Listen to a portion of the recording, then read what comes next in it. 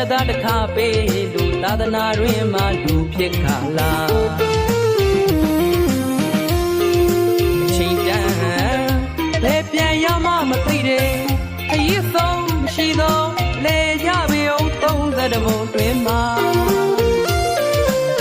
ကျင်လေသမျှသမှုတရားသစ္စာတစ်ဖက်ပြန်ရဒုက္ခသစ္စာလောင်ကျွမ်းလေသောကိလေသာမိတနာဥမမတိသောအဝိဇ္ဇာမောင်ဖုံးကအိုလူသားတတိပြုပါအောင်မတိမှုတွေကြောင့်နေကြဘဝကံလျာ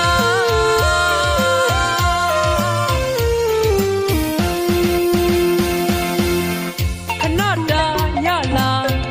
လူဘဝခီမှာကံမျက်နှာသားတစ်ခါပေးလို့သာသနာတွင်မှလူဖြစ်ခါလားချိန်တန်ဘယ်ပြန်ရမှမသိတယ်ခရီးဆုံးမရှိတော့လေရပြီအောင်30ဘုံတွင်မှာကျင်လေသမျှသမှုတရားသစ္စာတစ်ဖက်ပြန်ရဒုက္ခသစ္စာလောင်ကျွမ်းလေသောကိလေသာမိတနာဥမမတိသောအဝိဇ္ဇာမောင်ဖုံးကအိုလူသားတတိပြုပါအောင်မတိမှုတွေကြောင့်နေကြဘဝကံလျာ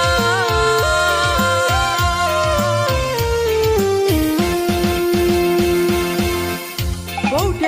သာသနာတစ်ခါကြုံရဖို့အလွန်ခဲရင်နာပဋိကဉာဏ်နဲ့ရှုမြင်ဝိပဿနာနိဗ္ဗာန်လမ်းစဉ်တရားဓမ္မသဘင်ပွဲမလွတ်တမ်းနာစေခြင်းအမောင်ကလာပြီးအမားနဲ့သုံးနေရင်နောင်ရမှာကအမောင်ပဲဖြစ်မှာစေအမောင်ကလာသမျှအလင်းနဲ့ရောက်စေခြင်း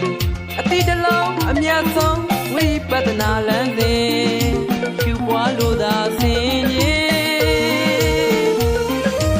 ဓမ္မဂတိကဆရာတော်များဤတရားဆုံးမသဘင်